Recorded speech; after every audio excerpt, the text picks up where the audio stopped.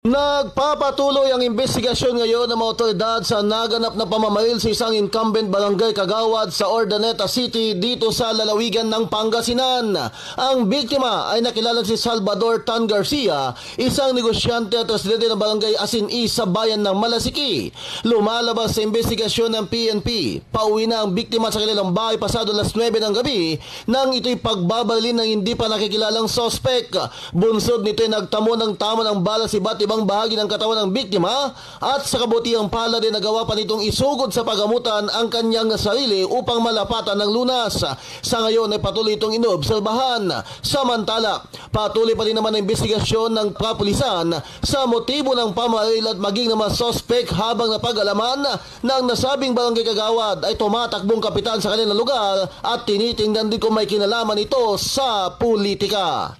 Kasama na dito sa IFM Dagupan, ito si Idol Badsag Talaw, Tatak RMN.